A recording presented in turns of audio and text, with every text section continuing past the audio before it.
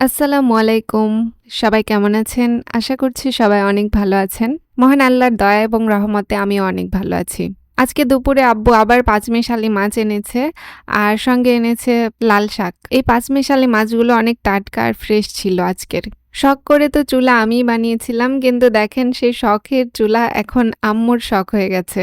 আমি আর এই চুলা বানানোর পর থেকে এপারে আসিনি। আম্মুই এটাকে যত সুন্দর করে যত্ন করছে আরকি। কালকে একটু লেপা পোছা করে রেখেছিল, আজকে আবার সেটাতে মাটি লাগাচ্ছে, লাগিয়ে আরেকটু ভালো করলো। গতকাল হয়তোবা এটাকে লেপা পোছা করা হবে, মানে ফাইনাল লুক দেয়া হবে আরকি। চুলাটা মাশাআল্লাহ এখনই অনেক ভালো লাগছে দেখতে।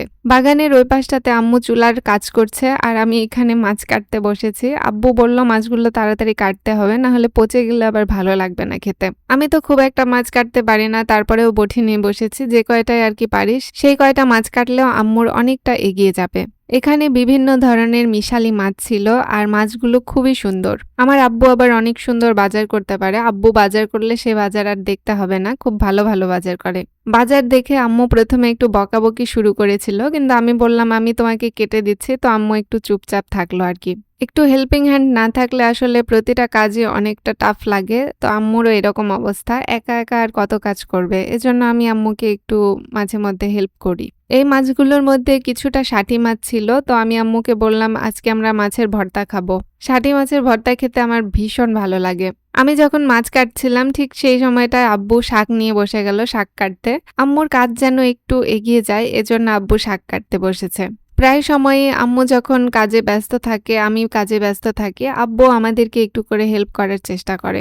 এই শাক কাটাকাটি, শাক বাছা, এই আর কি। একটা পরিবারের সবাই যদি একটু মিলেমিশে কাজ করা যায় তাহলে প্রতিটা কাজই সহজ মনে হয়।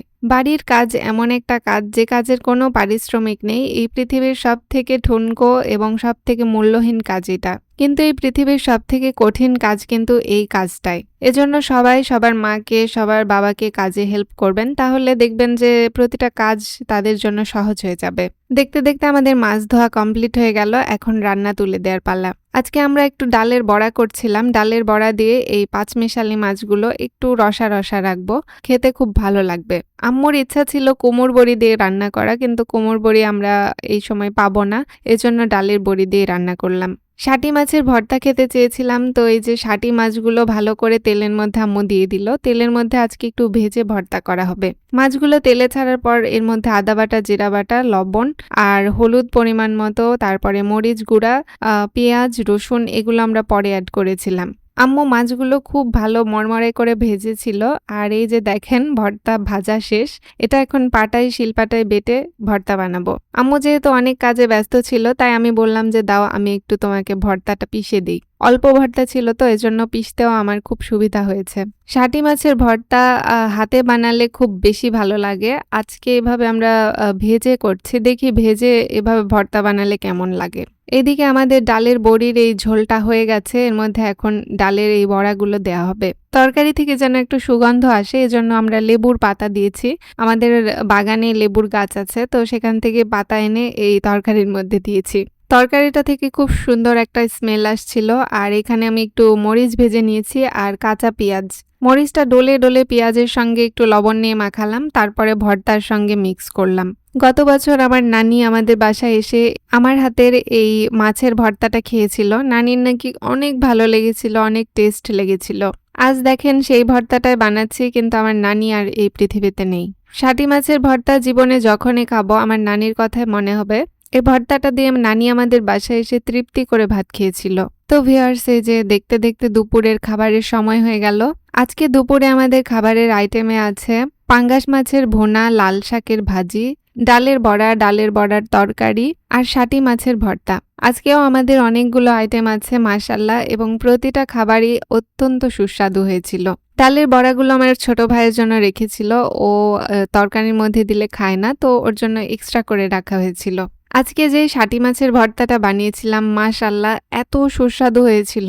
আমি আর আম্মু ভেবেছিলাম আজকের মাছটা হয়তো সেরকম সুস্বাদু হবে না, কিন্তু ভর্তা খাওয়ার পরে আমরা জাস্ট অবাক হয়ে গেছি যে এত স্বাদ আজকে। পরিমাণটা আজকে মাছের খুবই কম ছিল, যদিও বা আমার আব্বুর ইন্টেনশন ছিল না যে আজকে ভর্তা বানানো হবে।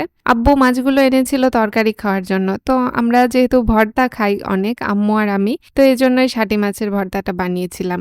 আমরা যখন ভর্তা খাওয়ার উদ্দেশ্যে এই শাটি মাছগুলো কিনি, তখন একটু বেশি করেই কিনি। কারণ বেশি ভর্তা না হলে আমাদের আবার হয় না। আমি, আম্মু, আব্বু, আমার বড় বোন আমরা একদম মানে কাড়াকাড়ি করতাম এই ভর্তাটা নিয়ে।